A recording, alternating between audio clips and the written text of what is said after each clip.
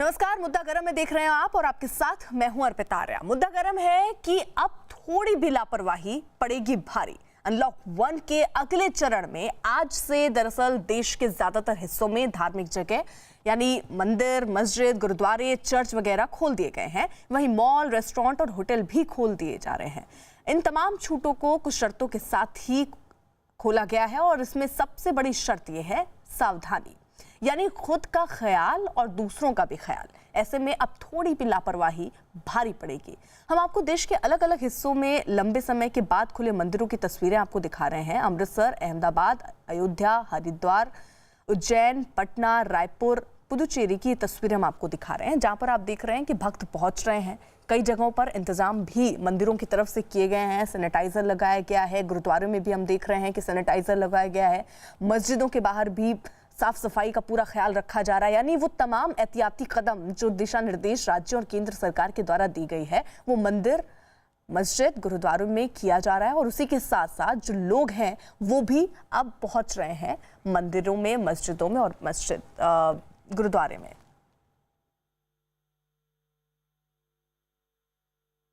हमारे साथ हमारे सहयोगी जावेद मंसूरी इस वक्त जुड़ चुके हैं दिल्ली से। जावेद, आप जहां पर मौजूद हैं, आज अनलॉक 1 के इस अगले चरण की शुरुआत हो रही है, क्या स्थिति देख रहे हैं आप?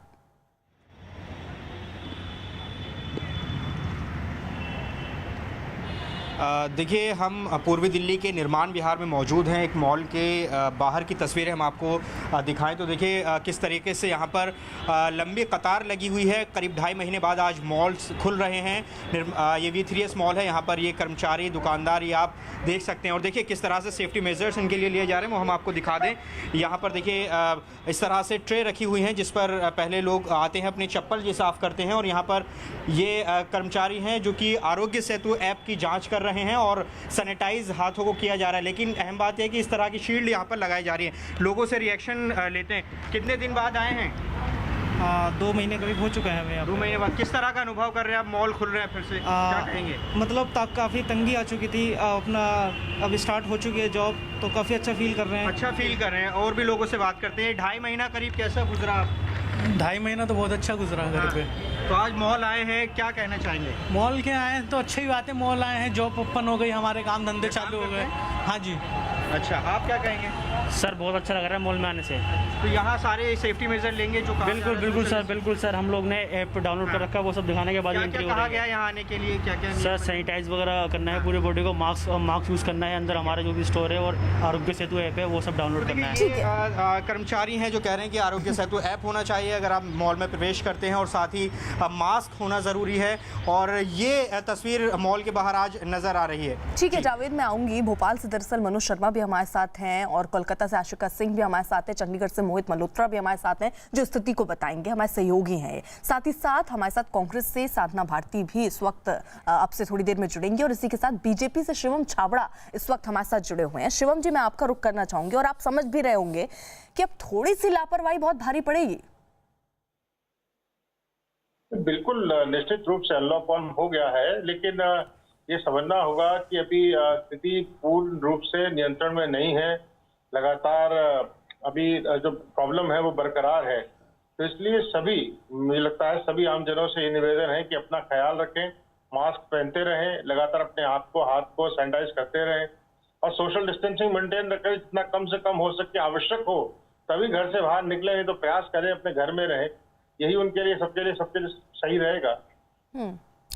शिवम जी, मैं आपसे एक चीज़ जल्दी से समझना चाहूंगी, क्योंकि कई जगहों पर हम ऐसी तस्वीरें भी देख रहे हैं। हालांकि कई जगहों पर लोग जागरूक हैं, जो बहुत अच्छी बात है, और मैं अनुरोध भी करूंगी कि लोग खुद भी जागरूक रहें। लेकिन कई जगहों पर हमने देखा है कि लोग उतने जागरूक नहीं हैं, मास्क नहीं लगा रहे हैं, सोशल डिस्टेंसिंग का पालन नहीं कर रहे हैं। अगर ऐसी स्थिति है, यानी अगर कोई एक नहीं कर रहा है तो उससे खतरा तो बाकियों को हो जाएगा। तो उस एक के ना करने पर किस तरीके की तैयारियां की गई हैं? देखिए, हमारा काम तो लोगों को, जनमानस को अवेयरनेस करने का है।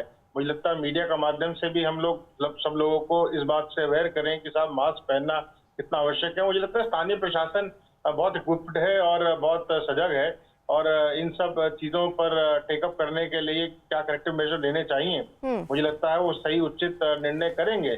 लेकिन मुझे लगता है कि मीडिया के माध्यम से हम सब जितने सार्वजनिक समाज के लोग हैं, सबको इस बात की अपील करनी चाहिए कि साहब घर से आप बाहर निकले तो हाथ भी धोते रहें और मास्क पहनते रहें। ठीक है शिवम जी, मैं आ रही हूँ। और दरअसल हम स्थिति भी साथ ही साथ आपको दिखा रहे हैं, क्योंकि आज कई जगहों पर मॉल खुले हैं, मंदिर मस्जिद गुरुद्वारे खुले हैं। क्या स्थिति है वहाँ की वो भी हम आपको दिखा दें। महाकालेश्वर मंदिर को 79 दिन बाद श्रद्धालुओं के लिए खोल दिया गया है। मंदिर में दर्शन के लिए 4 अलग अलग समय तय किए गए हैं, ताकि केंद्र सरकार की गाइडलाइन के तहत सोशल डिस्टेंसिंग का कड़ाई से पालन किया जा सके। मंदिर समिति ने श्रद्धालुओं को सुरक्षित रखने के उपाय और मंदिर में दर्शन की व्यवस्थाओं को लेकर भी पूरा इंतजाम किया है। मंदिर में प्रवेश के समय श्रद्धालुओं की थर्मल स्क्रीनिंग के अलावा हैंड सैनिटाइजर भी रखा गया है, ताकि लोग जो पहुंचे वो हैंड सैनिटाइज करके ही अंदर जाए। मनोज हमारे साथ जुड़े हुए हैं, भोपाल से इस वक्त है। मनोज, इंतजाम तो पूरे किए जा रहे हैं, लेकिन जो लोग पहुंच रहे हैं क्या वो भी आपको दिख रहे हैं कि वो नियमों और शर्तों को पूरी तरीके से फॉलो कर रहे हैं? यहाँ पर इंतजाम वाकई ऐसे किए गए हैं, क्योंकि सबसे पहले मैं गेट दिखाना चाहूँगा कि गेट पे अगर आप अंदर आते हैं तो बगैर थर्मल स्क्रीनिंग के आपका गेट पर आना मुनासिब नहीं होगा। तो यहाँ पर जो सबसे पहली व्यवस्था यही है कि अगर आपको थोड़ा सा भी टेम्परेचर ज़्यादा है तो आप मॉल के अंदर नहीं आ सकते। आप अभी मॉल के अंदर आए तो आपकी बाकायदा चेकिंग वगैरह हुई? हाँ, क्या थर्मल चेकिंग? थर्मल चेकिंग भी हुई, आरोग्य सेतु ऐप भी उन्होंने देखा, चेक किया, और थर्मल चेकिंग और सैनिटाइजर। जी, मैं ये मॉल के आपको नज़ारे दिखाऊंगा कि भोपाल के इस मॉल में, पूरा भोपाल का सबसे बड़ा मॉल है और यहाँ पर ये इंतजाम खास तौर पर किए गए हैं कि कोई भी दुकान अगर खुलती है तो वो दुकान में सोशल डिस्टेंसिंग का पालन करें, और साथ ही साथ इस बात का खास ख्याल रखें कि आरोग्य सेतु ऐप अगर आपने इंस्टॉल किया है तो उस बारे में जानकारी दें। आप यहाँ आप तो एक मॉनिटरिंग का काम करेंगी? जी हाँ। क्या मॉनिटर करेंगी? हम लोग सबसे पहले देखेंगे कि सारे कस्टमर जो भी आ रहे हैं उनके फेस पे मास्क है या नहीं है, और आते से वो लोग सैनिटाइजर यूज़ कर रहे हैं कि नहीं कर रहे हैं। हर एक चीज़ हम प्रिकॉशन अपने तरफ से बेस्ट करने की कोशिश करेंगे। यहाँ इसके लिए एक शील्ड भी बनवाई गई ना? हमने यहाँ पर रखी है, customers are supposed to talk. जी, इस तरह से बातचीत होगी। हाँ जी, तो ये जो जैसे फिर भी अगर कुछ कस्टमर आते हैं कि शॉप पे अगर भीड़ लगती है उस स्थिति में कुछ फाइन वगैरह? नहीं, फाइन अभी हमने नहीं किया हुआ है सर। हर फ्लोर पे गार्ड्स हैं, सिक्योरिटी गार्ड्स हैं। हम लोग की खुद की पर्सनल वॉचिंग रहेगी। कैमरास हमारे ऑन है सारे, और वो पूरे चेकिंग करते रहेंगे। हमारी तरफ से पूरी कोशिश है। साथ में स्टोर्स वालों ने भी अपने प्रिकॉशनरी तौर पे उनके जो गार्ड्स हैं वो लोग भी चेक कर रहे हैं कि उनके स्टोर के बाहर एकदम कुछ रश ना हो, कोई किसी तरह का वो ना हो। तो ये इंतजाम भोपाल के डीबी मॉल में किए गए हैं, क्योंकि पूरा 2.5 महीने से ज़्यादा वक्त बीत चुका है तब जाकर ये मॉल खुला है और आज से पूरे गाइडलाइन का ये पालन कर रहे हैं। ठीक है मनोज, जरा चंडीगढ़ की तस्वीरें भी देख लेते हैं। चंडीगढ़ में भी आज से नियमों के तहत मॉल खोल दिए गए हैं, जिसके बाद मॉल में काम करने वाले जो कर्मचारी हैं उनकी मॉल के बाहर लंबी कतार देखी गई। मॉल के अंदर जाने वाले लोगों की पहले थर्मल स्क्रीनिंग की जा रही है। इसके साथ ही मॉल के बाहर और अंदर सोशल डिस्टेंसिंग का पालन करने के बोर्ड भी लगाए गए हैं। लंबे अंतराल के बाद चंडीगढ़ के सबसे बड़े एलांटे मॉल को खोल दिया गया है। लॉकडाउन की वजह से ये मॉल पिछले 2.5 महीने से बंद था। चंडीगढ़ की सबसे फेवरेट जगह ये मानी जाती है आउटिंग के लिए। यहाँ पर ना सिर्फ चंडीगढ़ बल्कि पंजाब, हरियाणा, हिमाचल प्रदेश से भी लोग आते हैं घूमने फिरने के लिए। यहाँ पर आप देखिए जो केंद्र सरकार के प्रोटोकॉल हैं उनका सख्ती के साथ पालन किया जा रहा है। जो मेन एंट्रेंस है वहाँ पर कई तरह के गेट्स बनाए गए हैं। यहाँ पर ज़मीन पर मार्किंग की गई है। जो लोग यहाँ पर आएंगे उनकी थर्मल स्कैनिंग का भी बंदोबस्त किया गया है। कोई भी व्यक्ति बिना थर्मल स्कैनिंग के यहाँ से आगे नहीं जा सकता है। इसके अलावा जो आगे जो एंट्रेंस है वहाँ पर आप देखिए कई तरह की मार्किंग यहाँ पर की गई है। ज़मीन के ऊपर यहाँ पर मार्किंग की गई है और लिखा गया है कि अगर आप सुरक्षित रहना चाहते हैं तो 6 फीट की दूरी बनाकर रखें। इस तरह की यहाँ पर मार्किंग की गई है। जगह जगह पर जो सिक्योरिटी गार्ड्स हैं फेस शील्ड लगाए हुए हैं और लगातार कोशिश कर रहे हैं कि जो सोशल डिस्टेंस है उसका सख्ती से पालन किया जा सके। 2.5 महीने से ये मॉल बंद था, काफ़ी बिजनेस का भी यहाँ पर नुकसान हुआ था। तो ऐसे में अब यहाँ पर सख्ती के साथ खोला जाए। सुबह 10 से लेकर शाम 8 बजे तक का टाइम यहाँ पर रखा गया है। पीपी किट पहने हुए लोग भी यहाँ पर दिखाई दे रहे हैं। अंदर भी आप देखिए काफ़ी बड़े बड़े साइन बोर्ड्स लगाए गए हैं जिस पे सोशल डिस्टेंस पे ख़ास तवज्जो दिया गया है। केंद्र सरकार ने साफ़ किया है कि मॉल्स जो खोले जा रहे हैं उसमें सोशल डिस्टेंस का सख्ती के साथ पालन किया जाए और इसके लिए यहाँ पर आप देखिए पूरी तैयारी है। अगर मॉल में कोई भी एंटर करेगा तो सबसे पहले तमाम जो सोशल डिस्टेंस से जुड़ी बातें हैं उनको यहाँ पर दर्शाया गया है। हमारे साथ इस वक्त साधना भारती भी जुड़ चुकी हैं, कांग्रेस से हैं। साधना भारती, यही मेरा एक महत्वपूर्ण सवाल जो कुछ देर पहले बीजेपी से भी रहा है कि थोड़ी सी लापरवाही ऐसे वक्त पर बहुत भारी पड़ने वाली है, क्योंकि आज अनलॉक 1 के दूसरे चरण की शुरुआत हो गई। इसको किस तरीके से देखते हैं आप?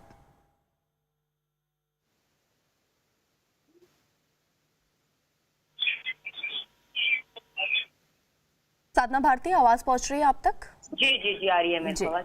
देखिए, अनलॉक 1 जो इन्होंने किया है, पहले तो मैं सबसे पहले कहूंगी कि लॉकडाउन जो हुआ तो ये सफल और असफल लॉकडाउन बाद में है। ये एक अनप्लान्ड लॉकडाउन इन्होंने किया, जिस पर कि पहले से कई सवाल भी उठे।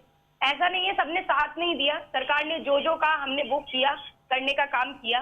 लेकिन अब धार्मिक स्थल अगर खोले जाने की बात है तो देखिए, सभी राज्यों में अलग अलग तरीके की गाइडलाइंस है और हर जगह अलग अलग तरीके से धार्मिक स्थलों को खोलने का काम किया जा रहा है। कुछ जगह पर सख्ती की गई है, कुछ जगह पर थोड़ा सा इन्होंने हाथ खोलने का काम उसमें हम कहेंगे किया है।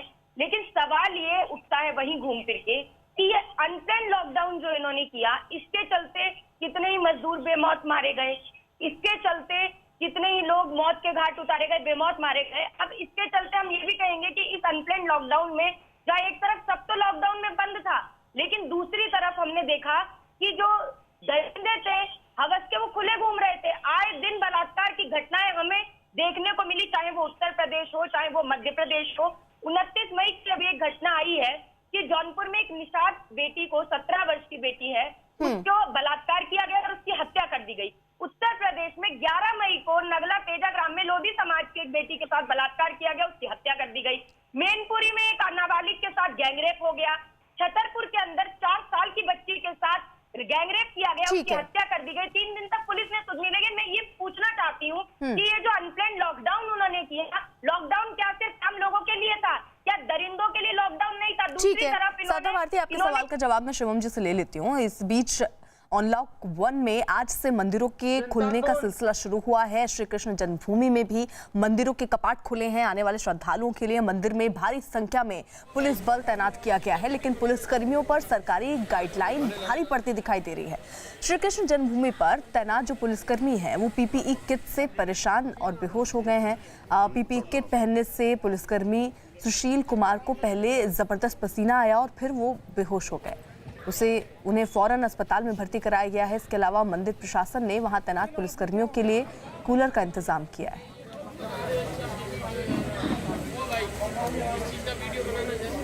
तो ये तस्वीरें भी सामने आ रही है। कोरोना वॉरियर्स, ऐसे गर्मी के वक्त पर इस तरीके की स्थिति भी सामने आती है। लेकिन शिवम जी, एक ये स्थिति, इससे कैसे निपटना है? और साथ ही साथ साधना भारती ये भी सवाल उठा रही थी कि अनलॉक 1 के लिए और तैयारी होनी चाहिए, लॉकडाउन 1 जो है उसके लिए भी पूरी तैयारी नहीं रखी गई।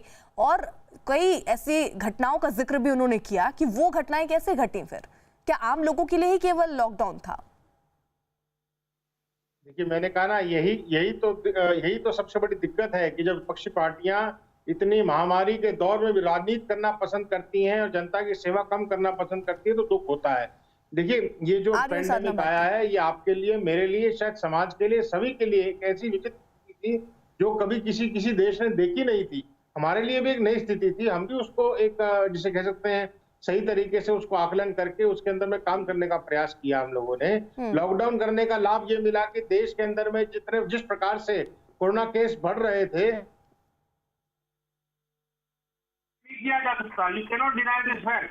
इसको किसी प्रकार से भी डिनाई नहीं किया जा सकता है।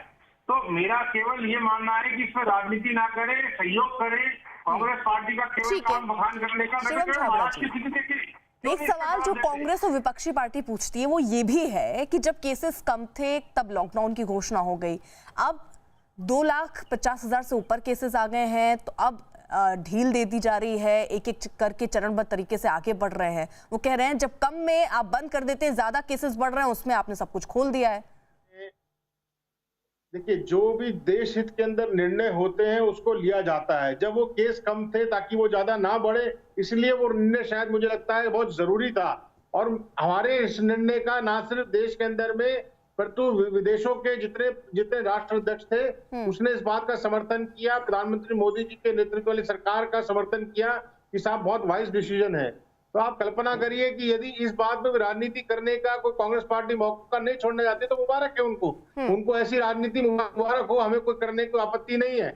लेकिन मैं इस बात के लिए बहुत सतर्क रूप से कह सकता हूं, बहुत जिम्मेदारी से कह सकता हूं कि जो लॉकडाउन का निर्णय था बहुत जानदार और शानदार निर्णय था। यदि अगर वो नहीं होता तो मुझे लगता है कि देश के अंदर में कोरोना के केस जिस प्रकार से शिवम जी मैं आ रही हूँ, साधना भी कुछ कहना चाह रही है। साधना मैं आ रही हूँ, एक सेकंड। देश भर में अनलॉक 1 के दौरान तमाम धार्मिक स्थलों को खोला जा रहा है, मगर वाराणसी में संकट मोचन हनुमान मंदिर और दुर्गा कुंड का दुर्गा मंदिर अभी भी बंद है। इसके अलावा वाराणसी में किसी भी धार्मिक स्थल को नहीं खोला गया है। प्रशासन की तरफ से आज भी मंदिर को खोलने की इजाजत नहीं दी गई है। अगले आदेश तक वाराणसी में कोई भी धार्मिक स्थल नहीं खुलेगा। देश में कोरोना महामारी के फैलने पर 22 मार्च के बाद से वाराणसी में मंदिर बंद है। और इसी बीच आशिका हमारे सहयोगी इस वक्त जुड़ चुकी हैं और साथ ही साथ मोहित मल्होत्रा भी हमारे साथ जुड़ चुके हैं। आशिका, मैं जल्दी से आपका रुख करना चाहूंगी, शायद आप मॉल के बाहर खड़ी हैं, क्या स्थिति दिख रही है? बिल्कुल, मॉल्स तो खुल गए हैं लेकिन नए नियम के तहत जो है मॉल्स में घुसने का तरीका बदल चुका है।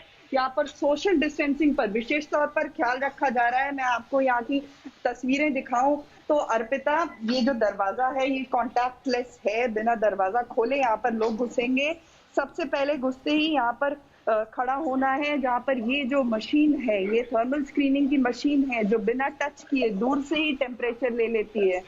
ट्रेस जिस पर सामान रखा जाएगा वो सैनिटाइज किया जा रहा है लगातार। इसी ट्रे पर सामान रख करके लोग यहाँ से जाएंगे। मैं आपको दिखा दूं, मॉल प्रशासन की तरफ से यहाँ पर जो मशीन है जो थर्मल स्क्रीनिंग की, कैसे यहाँ पर लैपटॉप में टेम्परेचर आ रहा है ये दिखाया जा रहा है। साथ ही मॉल में घुसने के साथ ही ये जो मशीन, ये जो यहाँ पर सैनिटाइजर के लिए भी पैर से दबा करके ये सैनिटाइजर निकलेगा। हाथों को सैनिटाइज करके ही मॉल के अंदर लोग घुस सकेंगे।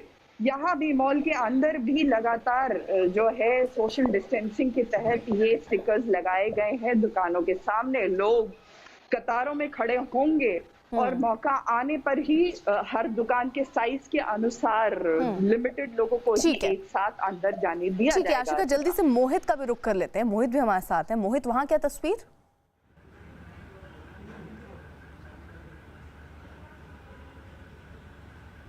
देखिए, एक और जो बड़ी इंडस्ट्री है वो है रेस्टोरेंट इंडस्ट्री, जिसको काफ़ी बड़ी राहत मिली है। लेकिन अब अगर आप रेस्टोरेंट में आएंगे तो पूरी तस्वीर बदली हुई होगी। सबसे पहले अगर आप अंदर आ रहे हैं तो इस तरह से सैनिटाइज आपको खुद को करना होगा। यहाँ पर एक नोटिस लगाया गया है, please sanitise your hands before moving ahead. अगर चेहरे पर मास्क नहीं है तो मास्क यहाँ पर प्रोवाइड किया गया, मास्क लीजिए। थर्मल स्कैनिंग यहाँ पर होगी, उसके बाद ही किसी गेस्ट को अंदर जाने की परमिशन होगी। और खाने पीने की जो चीज़ें हैं उसमें भी काफ़ी बदलाव किया गया है। हमारे साथ कमल गुप्ता हैं, स्वागत रेस्टोरेंट के मालिक हैं। गुप्ता जी, क्या खास चीज़ें हैं जो लोग यहाँ पर आएंगे उनको आप क्या क्या प्रोवाइड कर रहे हैं, और इम्यूनिटी बढ़ाने के लिए कुछ खास मेन्यू में चेंज किया गया है? हाँ जी, हमने हमारा स्वागत का वेलकम ड्रिंक तैयार किया है जिसको काढ़ा बोलते हैं हमारी देसी भाषा में। ये हमने तैयार किया है काढ़ा। ये इम्यूनिटी बूस्टर है। इसमें हमने अदरक, गलोई, तुलसी, काली मिर्च और हल्दी मिलाया है और ये काफ़ी हेल्दी है। अच्छा, लेकिन एक चीज़ और भी है कि रेस्टोरेंट इंडस्ट्री में लोग भरोसा नहीं कर रहे कि भाई साफ़ सफाई कैसे ध्यान रख रहे हैं। लोग भरोसा करके आए, इसके लिए क्या किया जा रहा है? साफ़ सफाई पे क्या तवज्जो दिया जा रहा है? हमने पूरे रेस्टोरेंट को सैनिटाइज किया है, उसके बाद हम पूरी SOPs फॉलो कर रहे हैं और हर तरीके से देखा जाएगा कि यहाँ पे जो भी कस्टमर आए वो सेफ़ आए और सेफ़ जाए। तो ये बड़ी राहत है आपकी इंडस्ट्री के लिए? बहुत बड़ी राहत है जी, ये तो हमारी ब्रांड एंड बटर है। तो बड़ी राहत मिली है। रेस्टोरेंट्स भी खुल गए हैं और प्रोटोकॉल मेंटेन कर रहे हैं, अलग अलग तरह के मेन्यू बनाए गए हैं। कोशिश की जा रही है फिर से जो बिजनेस है वो पटरी पर लौटे। जी अर्पिता। ठीक है मोहित, और आज से दरअसल कई जगहों पर रास्ते भी खुल गए हैं, लेकिन दिल्ली को जोड़ने, नोएडा से जोड़ने वाली जो DND है वहां पर लोगों को आज भी नोएडा जाने में दिक्कतों का सामना करना पड़ रहा है। उधर मुंबई अहमदाबाद हाईवे पर भी भारी ट्रैफिक की वजह से जैम जैसे हालात बन गए हैं। तो दो तस्वीरें हैं, एक आप देख रहे हैं DND की तस्वीरें जहां पर खासी दिक्कतों का सामना लोगों को करना पड़ रहा है। वहीं मुंबई अहमदाबाद रोड जो है वहां पर भी आप गाड़ियों की कतार को देख रहे होंगे, लंबी लंबी कतारें वहां पर नजर आ रही हैं।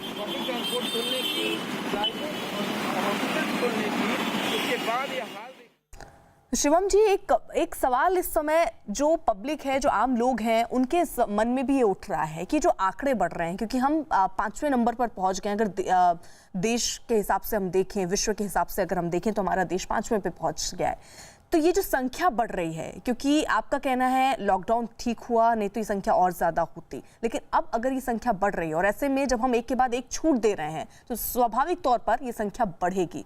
सरकार के तौर पर ये तैयारी हमारी कितनी है और इस पर आगे के लिए रणनीति क्या है कि ये संख्या ना बढ़े और हम इस पर काबू पा लें? सरकार इस दिशा में लगातार काम कर रही है। मुझे लगता है सबसे बड़ी बात तो ये है कि जैसा आदरणीय प्रधानमंत्री जी ने भी कहा, हमको इस बात को भी ध्यान रखना होगा कि देश की इकोनॉमी की स्थिति लगातार, मतलब देश के अंदर आप कल्पना कर सकते हैं कि अगर दो महीने लगभग 2 महीने देश के अंदर में सब कुछ लॉकडाउन रहा हो, कोई इकोनॉमिक एक्टिविटी ना रही हो कुछ, तो आप समझ सकते हैं कि स्थिति क्या होगी। तो हमने तो कारोबार को भी वापस लेकर के आना है, लोग जो काम धंधा करते हैं उनको भी लेकर के आना है, गरीब मजदूर किसान भाई जो हमारे हैं उन सबको दोबारा एक बार फिर इस जज्बे को काम से लगाना है। इसके लिए सरकार ने आत्मनिर्भर भारत का जो एक अभियान का प्लान हम घोषित किया है, रिलीफ पैकेज किया है 20,000 करोड़ का, वो एक अपने आप में इसको करने के लिए मुझे लगता है बहुत फॉर्मिडेबल प्लान है। पहले तो मैंने इनकी बात सुनी, अब आप मेरी बात सुन लें। इन्होंने बहुत बड़ी बड़ी बातें कर दी, फिर ये 20 लाख करोड़ पे आ गए। पहले तो मैं इनके उस वाले बयान पर जवाब देना चाहूंगी। इन्होंने कहा राजनीति कर रहे हैं। जब मैंने बेटी की बात उठाई, बेटी बचाओ और बेटी पढ़ाओ का स्लोगन देने वाली भाजपा से नाबालिग बच्ची के इंसाफ की बात करना राजनीति करना है क्या?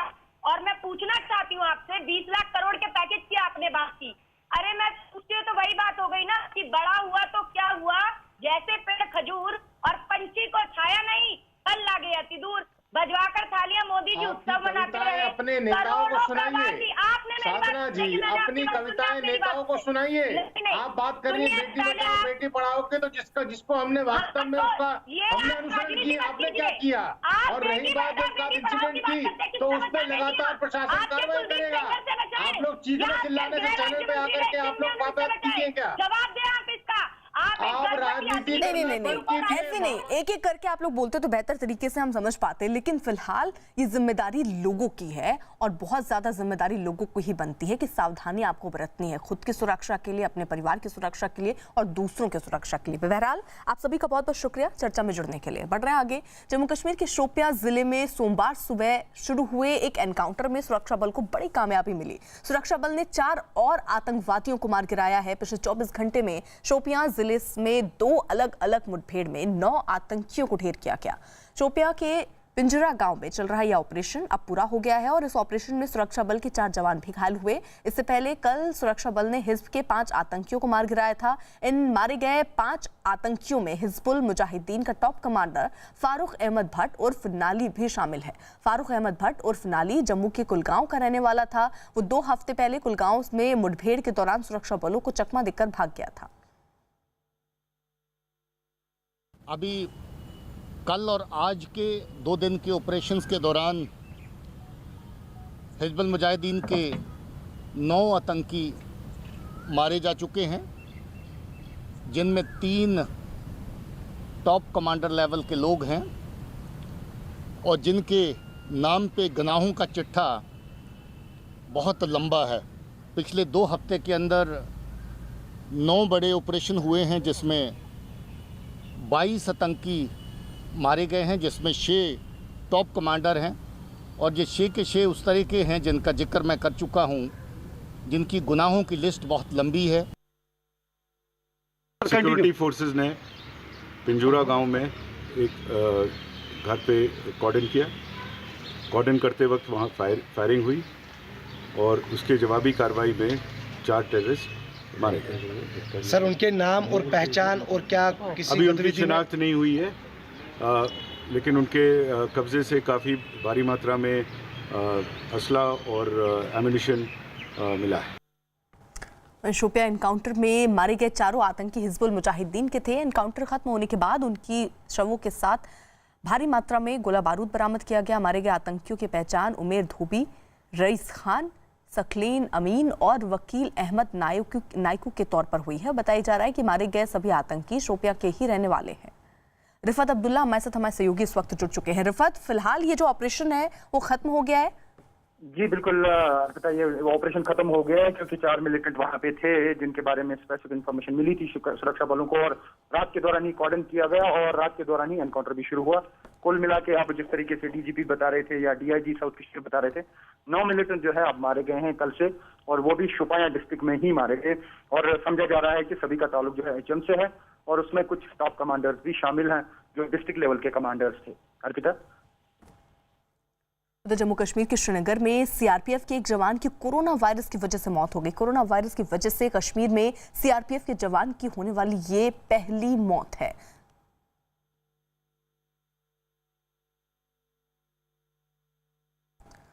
कोरोना वायरस की रोकथाम के लिए उठाए गए कदमों पर पाकिस्तान में भी यूपी के मुख्यमंत्री योगी आदित्यनाथ के कामों की जमकर तारीफ हो रही है। पाकिस्तान के एक बड़े अखबार द डॉन के संपादक फहद हुसैन ने सीएम योगी के कामों की तारीफ करते हुए पाकिस्तान की इमरान खान सरकार के कामों की तुलना की और सीएम योगी को इमरान खान से बेहतर बताया। अपने ट्वीट में फहद ने लिखा कि उत्तर प्रदेश की जनसंख्या पाकिस्तान के करीब है। पाकिस्तान की आबादी 21 करोड़ है जबकि उत्तर प्रदेश की आबादी 22 करोड़ है, लेकिन पाकिस्तान के मुकाबले उत्तर प्रदेश में मौतों की दर काफ़ी कम है। फहद हुसैन ने अपने ट्वीट के साथ एक ग्राफ भी शेयर किया जिसमें पाकिस्तान और भारत के यूपी में कोरोना से होने वाली मौतों की तुलना दिखाई गई। फहद हुसैन ने लिखा कि यूपी के सीएम योगी आदित्यनाथ ने कड़ाई से लॉकडाउन का पालन कराया, लेकिन पाकिस्तान में ये नहीं हो सका, जिसका नतीजा ये है कि पाकिस्तान में संक्रमण और मौतों की दर ज्यादा है जबकि उत्तर प्रदेश में कम है।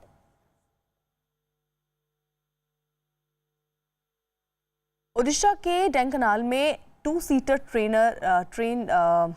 ट्रेनर एयरक्राफ्ट क्रैश होने से 2 ट्रेनी पायलट की मौत हो गई। इनमें एक महिला ट्रेनी पायलट भी थी। बताया गया कि दोनों पायलट ट्रेनिंग के लिए विमान में उड़ान भर रहे थे जब यह हादसे का शिकार हो गए। यह हादसा कैसे हुआ अभी इसकी जानकारी नहीं मिल पाई है। हालांकि कहा यह जा रहा है कि तकनीकी खराबी की वजह से ये हादसा हुआ है।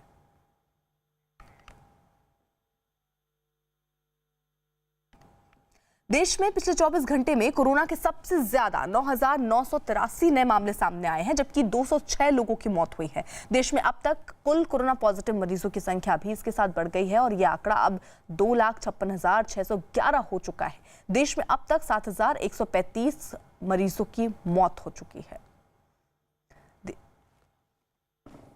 देश के ज्यादातर राज्य कोरोना वायरस से जूझ रहे हैं। इनमें कुछ राज्य ऐसे हैं जहां कोरोना की चपेट में आने वाले जो मरीज हैं उनकी तादाद लगातार बढ़ रही है और वहां कोरोना के मरीज भी बहुत ज्यादा हैं। सबसे खराब हालत महाराष्ट्र की है जहां पर कोरोना मरीजों की संख्या लगातार बढ़ती जा रही है। वहां पर मरीजों की तादाद 85,000 के पार हो गई। कोरोना से जूझ रहे राज्यों में तमिलनाडु दूसरे नंबर पर है जहां अब तक कोरोना के मरीजों की संख्या 31,000 से ज्यादा हो चुकी है। वहीं कोरोना मरीजों की संख्या के मामले में तीसरे नंबर पर दिल्ली है जहां मरीज 27,000 से ज्यादा हो चुके हैं। गुजरात चौथे नंबर पर है जहां कोरोना मरीजों का आंकड़ा 20,500 के पार हो चुका है और 5वें नंबर पर राजस्थान है जहां कोरोना मरीजों की संख्या 10,599 है। वही कोरोना वायरस के कहर से पूरी दुनिया हालांकि बेहाल है। दुनिया के 185 देश इस वक्त कोरोना महामारी की चपेट में है, लेकिन कुछ देशों में हालात बहुत ज्यादा खराब हैं। ऐसे देशों में पहले नंबर पर अमेरिका है जहां कोरोना के मरीज 19,42,000 से ज्यादा हो चुके हैं। ब्राजील दूसरे नंबर पर है जहां मरीजों की संख्या 6,91,000 के पार पहुंच चुकी है। रूस इस लिस्ट में तीसरे नंबर पर है जहां कोरोना मरीजों की संख्या 4,67,000 के पार पहुंच चुकी है। ब्रिटेन चौथे नंबर पर है जहां कोरोना के मरीजों की तादाद 2 लाख से ऊपर हो चुकी है और 5वें नंबर पर भारत आ चुका है जहां पर कोरोना मरीजों की संख्या 2,56,611 है। राहुल गांधी ने अमित शाह के भारत की रक्षा नीति पर दिए गए बयान पर निशाना साधा है। अमित शाह ने भारत की रक्षा नीति की तारीफ करते हुए दरअसल कहा था कि पूरी दुनिया मानती है कि अमेरिका और इजराइल के बाद अगर कोई देश अपनी सीमाओं की रक्षा कर सकता है तो वो भारत है। इसके जवाब में राहुल ने शायराना अंदाज में तंज कसा। राहुल ने ट्वीट किया और लिखा कि सबको मालूम है कि सीमा की हकीकत, लेकिन दिल के खुश रखने को शहयाद से ख्याल अच्छा है।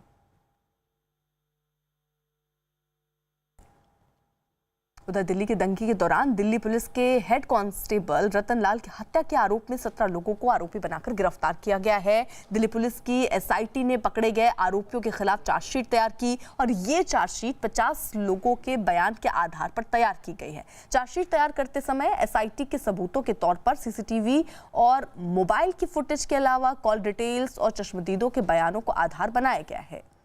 तो दिल्ली हिंसा मामले में ये चार्जशीट दरअसल दाखिल की गई है और इस चार्जशीट में तैयार करते वक्त इसको दरअसल एसआईटी ने सबूतों के तौर पर सीसीटीवी और मोबाइल की फुटेज के अलावा कॉल डिटेल्स और चश्मदीदों के जो बयान है उसको इसमें आधार बनाया है और इसी के साथ ये जो चार्जशीट है वो 50 लोगों के बयान के आधार पर तैयार की गई है।